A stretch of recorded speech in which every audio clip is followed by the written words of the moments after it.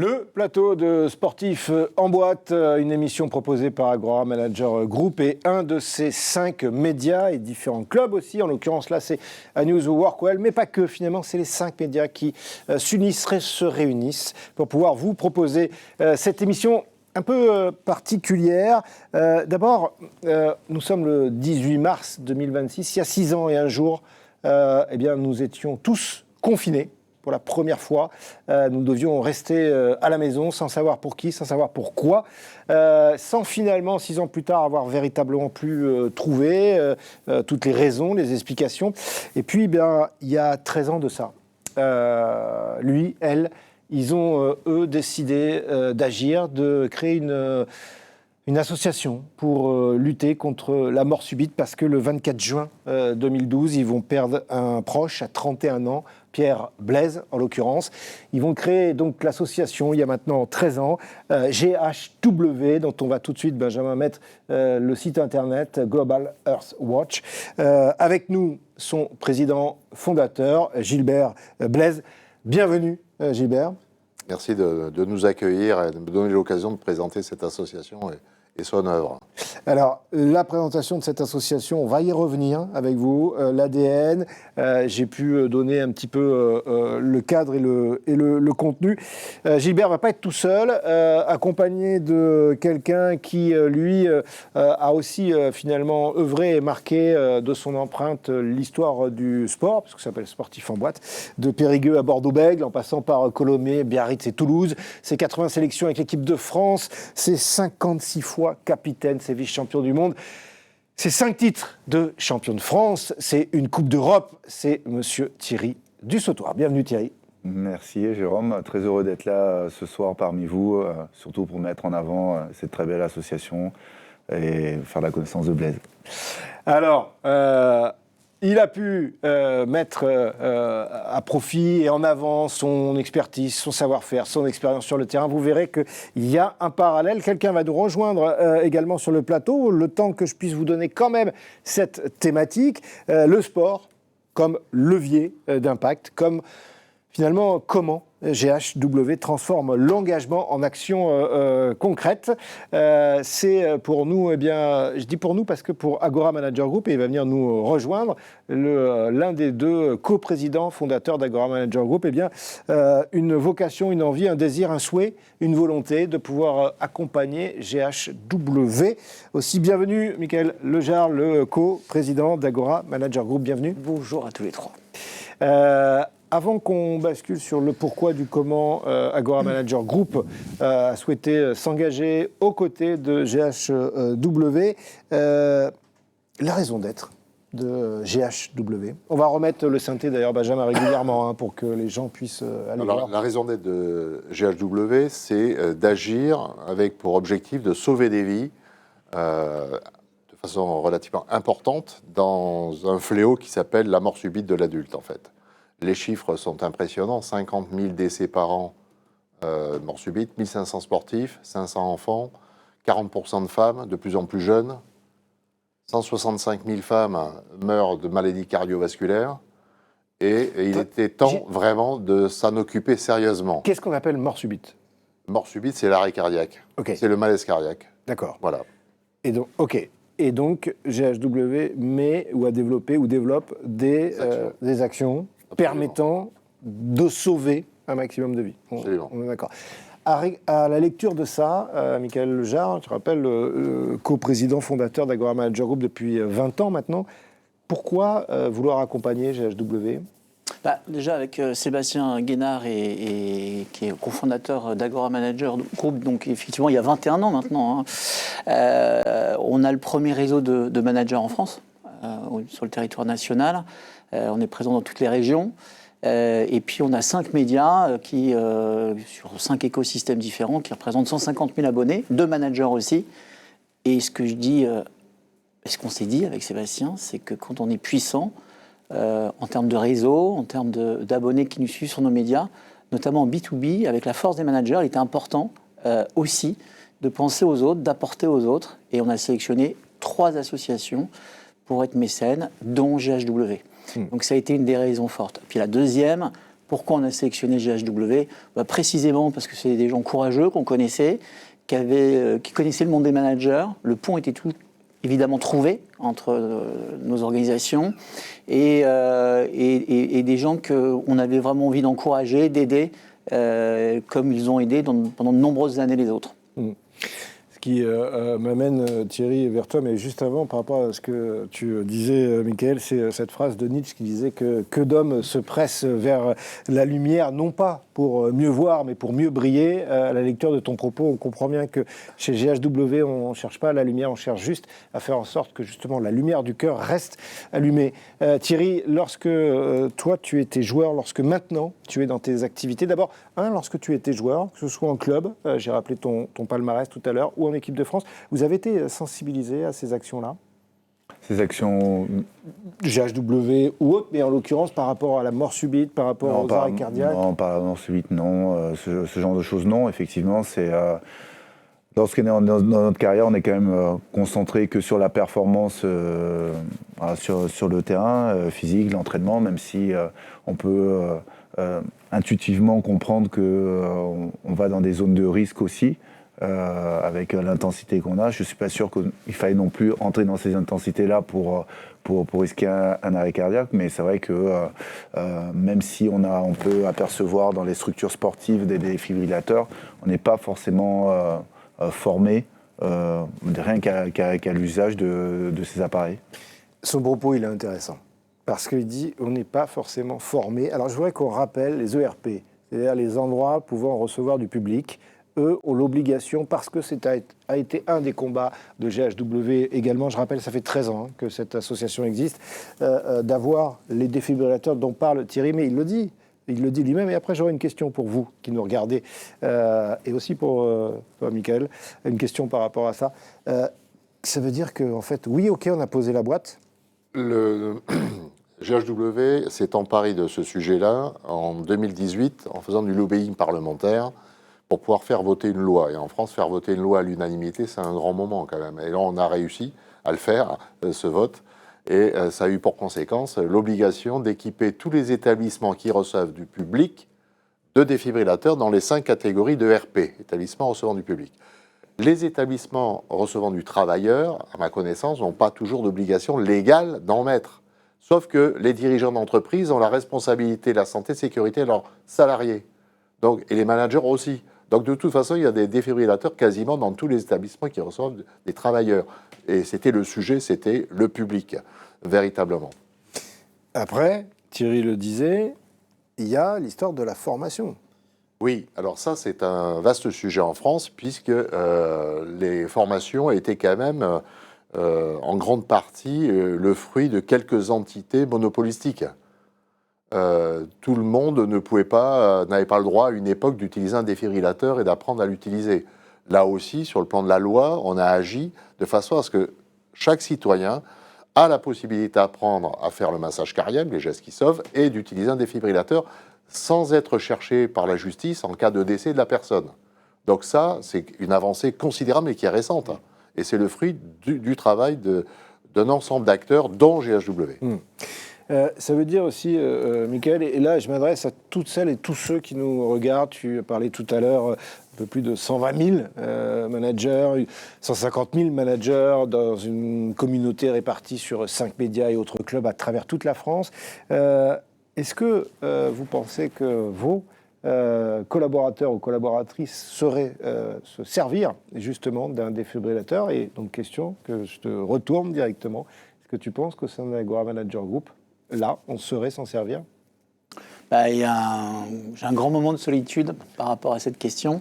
On a évidemment installé des défibrillateurs dans les studios, et sur les plateaux, ainsi que dans les bureaux. Il y a eu, dans un premier temps, de la formation.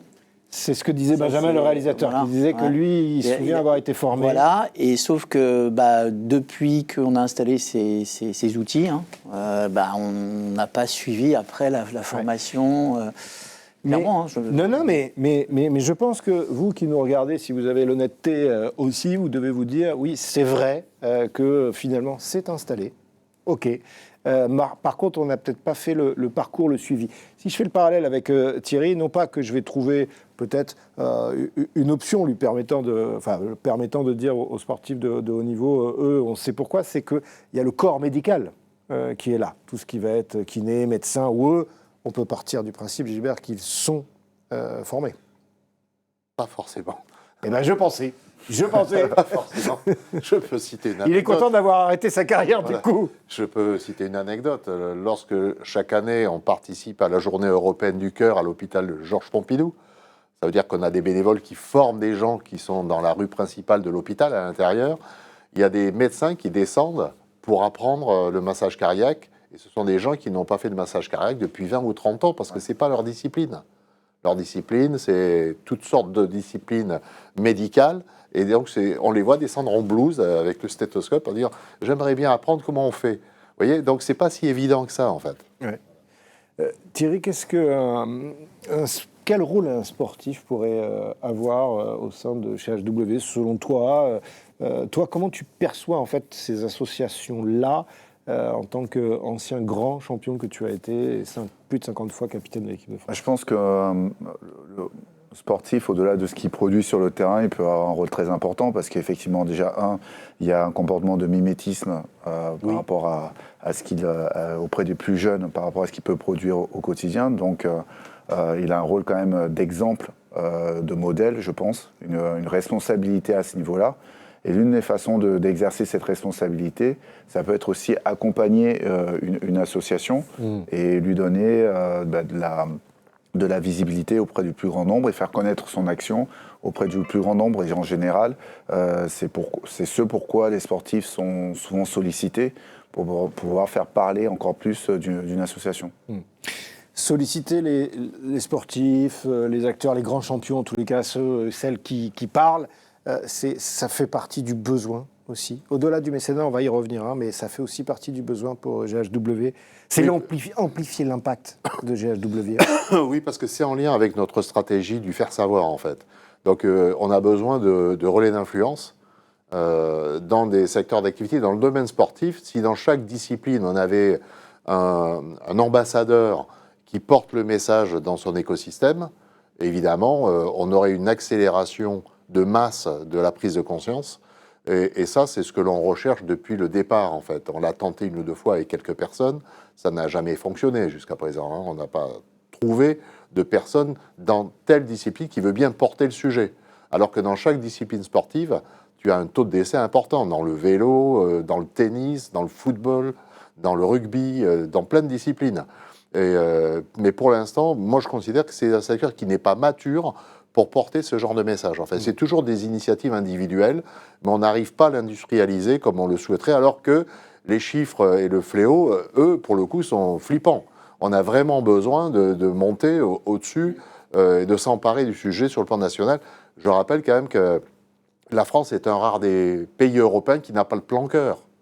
Il y a un plan cœur européen doté de quelques centaines de millions, mais la France, elle n'a pas de plan cœur. Ah oui. Pourquoi ? Un plan cœur. Voilà. Ouais. Alors, qu'est-ce qu'un plan cœur ? Un plan cœur, c'est... Un plan cœur, pas un planteur. Voilà, un Ce plan soit- cœur. Qu'est-ce que c'est ?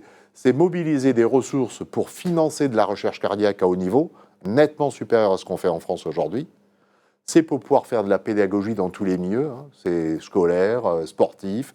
C'est véritablement s'emparer du sujet. C'est faire travailler les labos, par exemple, sur des programmes de recherche où il y aura des femmes, alors qu'aujourd'hui, il n'y a quasiment aucune femme dans les programmes de recherche cardiaque. C'est, par exemple, développer des médicaments cardiovasculaires pour les femmes, alors qu'ils sont faits que pour les hommes. Et leur dosage, ça ne va pas. C'est les formations de cardiologues femmes, parce que c'est très compliqué d'opérer une femme aujourd'hui. Quand on veut mettre un stent à une femme, les chirurgiens reculent parce qu'elles ont des artères très fines, des veines. On a besoin de faire évoluer la technologie. Et pour ça, il faut un plan cœur. Voilà, comme il y a eu un plan cancer, un plan colorectal, un plan cancer du sein, ça marche. Dès qu'on commence à mobiliser les acteurs, tout d'un coup, on voit qu'on fait évoluer de façon positive les sujets, en fait. Faire évoluer les sujets. Comment une entreprise, au-delà de l'accompagnement, on a compris dans tes propos, Michael, avec le mécénat, mais est-ce qu'il peut y avoir une sorte de mentoring, d'insertion Enfin, moi, je voudrais revenir sur l'idée des managers qui nous concernent. On rappelle 150 000 managers qui nous suivent sur les médias, un réseau qui est constitué de 5 000 managers au quotidien qu'on gère dans toute la France. Ce qui est assez, pas marrant, le mot est un peu terrible, mais ils ne parlent jamais, on n'échange jamais sur ce sujet-là. Alors que pour autant, tous ont fait du sport quand ils étaient jeunes, tous, on s'est entraîné à faire du sport, quel que soit le sport, et l'organe central, c'était justement le cœur. Les coachs nous ont entraînés avec l'idée du cœur, par rapport à la course, par rapport à toutes les choses. Et quand on devient manager, et on voit les managers qui sont soumis à un stress aujourd'hui, à une gestion des émotions absolument considérable. Il y a eu l'arrivée des mails il y a quelques années, maintenant on est carrément dans l'IA. Cette gestion du stress ou cette gestion des énergies, elle s'est accentuée après la Covid. Nous, on s'en est rendu compte à travers l'ensemble des soirées, des clubs, des soirées de gala, des colloques. La manière de vivre, elle a totalement changé. Et les managers, aujourd'hui, sont subis un stress. Et on voit de plus en plus des retours malheureux de drames parce que ça n'a pas été anticipé et sur des personnes jeunes, voilà, 40-50 ans. Donc le manager, comme les chefs d'entreprise, bien sûr, ils doivent, à l'intérieur de l'entreprise, peut-être aussi penser à un plan cœur. Et ce n'est pas que l'État qu'il faut demander tout le temps. Je pense que c'est aussi aux managers, aux entreprises de pousser cette idée aujourd'hui. Et d'où ce que disait Gilbert tout à l'heure, le rôle, et ce que Thierry explicitait aussi, c'est le rôle aussi des voix porteuses et importantes, dont tu fais partie, c'est-à-dire engager aussi les jeunes par rapport à ça. Alors chacun dans son domaine, il y a le corps médical, c'est son domaine, par rapport à ça. Toi, tu t'as souvenir à un moment donné d'avoir côtoyé des joueurs où malheureusement il a fallu que le corps médical leur dise on est obligé de stopper, de ralentir? Oui, j'ai d'ailleurs même un coéquipier qui est décédé, Malik Kunavor, il y a plusieurs années de cela. On joue ensemble à Toulouse et il a eu une artère qui a été bouchée ou qui a été attaqué par un virus lorsqu'il était au Fidji. Il était opéré du cœur et il n'a jamais pu récupérer complètement. Il a arrêté effectivement le rugby, mais ça, c'est un moindre mal, on va dire. Et quelques années après, il en est décédé, quoi. Donc, c'est vrai qu'il y a un côté un peu contre-intuitif à se dire, les sportifs de haut niveau peuvent être sujets, alors là, c'est un cas particulier, mais peuvent être sujets à des problèmes cardiaques, parce qu'effectivement, on est très suivi. Mais il y a des choses aussi qui se développent au fur et à mesure des années. On n'est pas exempt de ce genre de malheur. Donc c'est important aussi d'en parler au sein de notre communauté, mais aussi de faire porter le message haut et fort et de dire que c'est un vrai problème qu'il faut prendre à bras le corps. Je précise qu'on a testé le fait dans des écosystèmes de trouver des solutions pour faire savoir de façon massive. On a testé ça récemment avec le groupe Vert Marine qui gère des piscines municipales en délégation de service public, des campings et des patinoires. En signant cette convention de mécénat, on a lancé un projet incroyable cette année, c'est-à-dire que les usagers de ces piscines représentent 14 millions de gens, donc 4 millions d'enfants. C'est simple, hein. On a des clips vidéo de pédagogie pour des enfants et pour leurs parents. On les fait passer simultanément sur des centaines d'écrans et on touche des millions de jeunes. Ben voilà. Donc pourquoi ? Parce qu'il y a un écosystème qui s'appelle la piscine qui s'est engagé là-dessus. C'est un dirigeant d'une boîte qui gère Vert Marine, tu as 2000 salariés, et puis c'est parti. 14 millions d'usagers. Mais nous, c'est ce qu'on veut. C'est-à-dire dans une fédération sportive, dans un écosystème, quel qu'il soit, dans un groupe qui a des milliers de salariés dans des centaines de lieux d'exploitation, on est capable de faire ce genre de choses avec des groupes comme Agora, on est capable de concevoir des films, on est capable de s'engager là-dessus et de le piloter en tant que projet. Donc aujourd'hui, le truc, c'est qu'il faut absolument que des écosystèmes, aujourd'hui l'environnement de travail n'est pas embarqué dans cette aventure, et pourtant j'ai été le président pendant 7 ans de l'ARCEG. Je ne suis pas arrivé à les convaincre de s'engager, alors que ça fait partie de la responsabilité pénale, santé, sécurité au travail du manager. Donc je formule un grand espoir un jour de voir ces écosystèmes immobiliers, environnement de travail, s'intéresser au sujet, les directeurs des ressources humaines aussi, c'est quand même leur responsabilité, en grande partie, quoi. On rappelle, l'ARCEG, c'est l'Association des responsables services généraux qui a changé de nom maintenant, qui est ID, qui est les directeurs environnement de travail. Je rejoins un peu Gilbert, c'est-à-dire que dans les entreprises, ceux qui gèrent les outils comme les défibrillateurs, etc., c'est les directeurs environnement de travail, mais encore faut-il que les directions générales s'en saisissent, soient motivées par rapport à ce type d'outils, et il y a peut mieux faire. Notamment dans la formation, la preuve. Par rapport à ce qu'on est en train de se dire, messieurs, parce qu'on va arriver un petit peu au terme de notre émission, mais malheureusement, on a tous eu des proches qui sont victimes de ce que est cette mort subite. On a pu voir aussi des sportifs. Il y a l'image de Marc-Vivien Foé qui me revient en tête au Stade de France lors de la Coupe des Confédérations. Ça veut dire que, là, je voudrais qu'on désacralise un petit peu l'image des énormes champions. C'est pas parce que pendant des années, je rappelle, c'est 80 sélections, plus de 50 fois capitaine, c'est 5 titres de champion de France, c'est une Coupe d'Europe, bref, c'est des heures et des heures. Combien d'entraînements par semaine ? Je serais pas à 8 entraînements par semaine au moins. Bon, 8 entraînements par semaine, on va considérer que le cœur a été entraîné, etc. Mais ça, je voudrais qu'on désacralise aussi ça en me disant que c'est... Je ne souhaite pas de mal, mon ami Thierry, mais c'est juste que c'est pas la garantie de rien, en fait. Personne n'a de garantie. Pierre Blaise, à 31 ans, il décède lorsqu'il réalise une course, d'accord, pour laquelle il était préparé, une course à pied, j'entends. C'était le 24 juin 2012, si ma mémoire est bonne. Et malheureusement, voilà. Donc vous, quoi vous travaillez, c'est les signaux faibles qui deviennent des signaux forts. Absolument, absolument. Et on fait beaucoup d'analogies, nous, entre la performance d'un sportif de haut niveau et les cadres d'entreprise et qui doivent performer tous les ans sous pression. Ils ont exactement les mêmes problèmes, en fait. Il faut qu'ils se préparent, qu'ils s'entraînent, qu'ils gèrent bien leur énergie, qu'ils relèvent des challenges en permanence. Est-ce qu'ils doivent se dépasser sans cesse pour aller jusqu'à la limite ou pas ? Est-ce qu'ils gardent une certaine réserve pour pouvoir durer le plus longtemps possible ? Alors, nous, on maîtrise bien ça. Aussi. Voilà, le sommeil, l'hygiène de vie.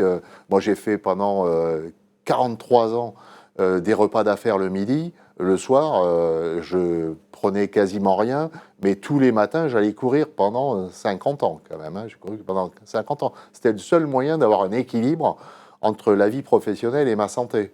Aujourd'hui, j'ai 71 ans, comme tout le monde, j'ai des problèmes mécaniques. Donc, je commence à changer des tas de trucs dedans, mais je me sens plutôt bien parce que, heureusement, je me suis astreint à cette contrainte. Et je voudrais aussi rajouter quelque chose avant de conclure. C'est-à-dire qu'une association comme la nôtre ne fait pas appel à l'argent public. En fait, on n'en veut surtout pas. On ne fait appel qu'à des dirigeants d'entreprise, à leur générosité, à des fonds de mécénat. Et on le consacre à la sensibilisation au grand public, de masse, pour augmenter et améliorer le taux de survie. Passer de 3%, on est déjà à 10% sur le plan national. Et dans certains secteurs, on est à 40%. Voilà, j'en ai parlé tout à l'heure, dans le domaine des gares, des aéroports, des centres sportifs, on est à plus de 40% dans les centres sportifs. Avant, il n'y avait même pas de défibrillateur dans un centre sportif. Maintenant, tout le monde, il y en a partout et tout le monde sait s'en servir. Et il y a un autre aspect qui est très important pour nous, c'est le financement de la recherche cardiaque. Donc en 13 ans, on a financé 1 500 000 € de programmes de recherche cardiaque. Donc c'est pas neutre pour les enfants, 10 000 gamins équipés de défibrillateurs. Tout ce qui concerne la recherche prédictive avec l'IA, on y est en plein dedans aujourd'hui. La recherche pour les femmes, les cardiopathies des femmes. On est sur plein de sujets, on a 7 ou 8 programmes de recherche simultanés.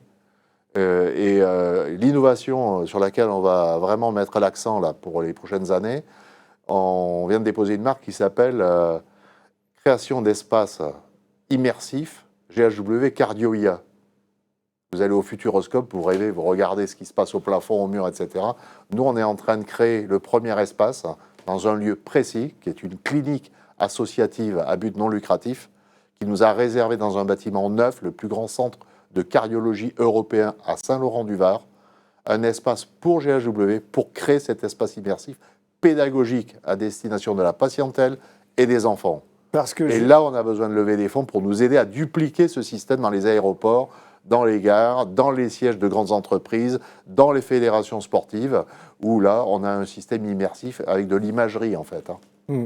C'est-à-dire, c'est aussi pour accompagner celles et ceux qui sont aux côtés du proche qui est victime de ce problème cardiaque. Et il ne faudrait quand même pas que celles et ceux qui sont à côté et qui sont là pour accompagner et eux aussi un problème cardiaque dû au stress, d'où l'objet de pouvoir accompagner ça. Pour terminer d'abord avec toi, Michael, si tu avais un message aux entreprises, il y avait 150 000 managers, tu l'as dit, qui sont à travers de Agora Manager Group, 21 ans d'existence, 5 médias, des clubs à travers toute la France. Si tu avais un message à leur transmettre, toi qui accompagnes avec Sébastien Guénard, GHW. Il a dit, Gilbert, je crois que c'est la recherche de l'équilibre, et c'est là où on peut s'inspirer aussi des sportifs. Je pense que le manager aujourd'hui, comme le chef d'entreprise, je fais la nuance entre les deux, est excessif. Et on voit la nouvelle génération qui arrive des managers, on la constate, nous ça fait 21 ans qu'on gère les managers, on voit une différence sur l'équilibre de vie. La nouvelle génération a tendance à moins sortir le soir, à moins échanger entre pairs, à moins faire de dîner de travail par rapport à l'ancienne génération. Donc il y a plutôt une recherche d'équilibre de vie, donc d'hygiène de vie, moi je crois. Et il y a ce parallèle qu'on fait avec les sportifs de haut niveau qui ont justement, ce qu'a dit Gilbert, c'est ce magnifique équilibre de vie. C'est-à-dire que la gestion du sommeil, par exemple, qui est un point essentiel que le manager ne traite pas du tout. Il ne traite pas le manager. Il doit travailler, il va être à fond. La gestion du stress, c'est pas un sujet. Après, c'est plus problématique. Et nous, on a eu, en 21 ans, un peu comme Thierry l'a dit, on a eu énormément de personnes autour de nous qui sont mortes d'arrêt cardiaque, évidemment, qui étaient dans les agoras. Et justement, c'est un fait, quoi. Cette gestion du stress, le manque de sommeil, la volonté de tout faire et pour hier. Oui, c'est voilà. Ça. Thierry, ici même, tu nous avais conté lors d'une des émissions Sportifs en boîte, tu nous avais dit que lorsque tu étais capitaine, et notamment sur la Coupe du Monde 2011, à un moment donné, tu avais subi une énorme pression, mais que tu t'étais mis un peu toi-même parce que tu avais, dans un temps pas voulu nécessairement la déléguer, et puis tu avais compris que tu ne pouvais pas tout porter, tout supporter. Alors, ça n'a pas eu d'incidence par rapport au cœur, mais je voulais par rapport à ça dire si tu avais un message, toi, aux jeunes à leur transmettre, jeunes rugbyman qui sont là, qui demain peuvent être formés pendant 2 heures à savoir utiliser un défibrillateur, ça serait quoi? Passer pas à côté? Non, passez pas, déjà, en parlant de ce sujet-là précis, passez pas à côté de la formation. Voilà, ça peut arriver à tout le monde et on ne sait jamais dans quelle situation, pas forcément celle du stade, mais aussi dans la vie de tous les jours. Donc il faut pouvoir être actif à ce moment-là. Mais en termes généraux, moi ce que je retiens, c'est ce que Gilbert a exprimé et Michael aussi, c'est avoir cette discipline-là aussi de vie qui permet de maintenir le corps dans les bonnes conditions pour affronter les obstacles et la pression qu'on peut avoir, et aussi en parler. Voilà. On parle du cœur, mais aussi il y a la tête. Parler des difficultés qu'on peut avoir aussi, ça aide aussi à les surmonter. Puis ça permet aussi de partager le fardeau. C'est ce que je voulais expliquer en parlant de la Coupe du Monde 2011. L'erreur que j'ai pu faire, c'est de me renfermer avec on va dire la pression que je pouvais avoir. La subir énormément et bon, effectivement, j'ai pas eu de soucis de santé, mais j'ai eu un stress qui était vraiment une pression qui était vraiment négative. Et à partir du moment où je me suis ouvert à mes pairs, ils ont accepté de m'aider à soulager de tout ça, et ça m'a permis vraiment d'être vraiment performant et efficient. Pour terminer, on va remettre, Benjamin, notre réalisateur, l'adresse du site internet de GHW où vous pourrez à la fois trouver les informations et puis devenir mécène. Un dernier mot, un engagement personnel. Pourquoi y être allé au-delà avec Tina Blaise, au-delà de ce fameux 24 juin 2012 et cette perte terrible à 31 ans de Pierre Blaise. Pourquoi être allé 13 ans plus tard, continuer encore ? Ça, c'est une excellente question. C'est-à-dire que ceux qui connaissent mon parcours de carrière, et j'en parle assez peu ou de façon toujours très synthétique, j'ai eu un parcours de carrière à un rythme effréné avec l'apprentissage des métiers de patron dans des boîtes comme salarié, puis la création d'entreprise, la cession d'entreprise, puis la présidence d'associations professionnelles, et puis on n'a jamais arrêté en fait, avec des remises en cause familiales, des déménagements, en veux-tu, en voilà. Et au bout d'un moment, quand même, quand on a fait tout ça, on s'est réalisé. L'ego, on l'a laissé derrière nous autour de l'âge de 30-35 ans, parce qu'à ce moment-là, on est animé beaucoup par ce sujet-là. On a besoin de se réaliser, d'exister. Au fond, on a beaucoup reçu quand même en tant que dirigeant, comme créateur d'entreprise, salarié ou comme fondateur, on a beaucoup reçu de nos clients, de nos collaborateurs. J'ai pas de hobby, donc le seul sens que j'ai à ma vie aujourd'hui, c'est ça. J'ai pas d'autre sens dans la vie. Moi, c'est la seule chose qui m'intéresse, ma famille, mes enfants, mes petits-enfants, je trouve ça déjà très bien, quoi, tu vois. J'ai pas besoin d'autre chose dans la vie. Ça suffit à mon bonheur, en fait. Et je considère que je fais mon devoir vis-à-vis de Pierre. Et comme je suis convaincu qu'il regarde ce qu'on fait, je suis serein. Eh ben, la sérénité qui découle et découlait des propos de Gilbert Blaise, accompagné de Tina Blaise, qui est avec nous pour la création, il y a 13 ans maintenant, de GHW, Agora Manager Group et mécène partenaire, accompagnateur de GHW. C'était un plaisir de vous avoir pour ce sportif en boîte un petit peu particulier, mais néanmoins on aura pu voir et comprendre à travers les propos aussi de Thierry qu'il y avait ces passerelles qui existent.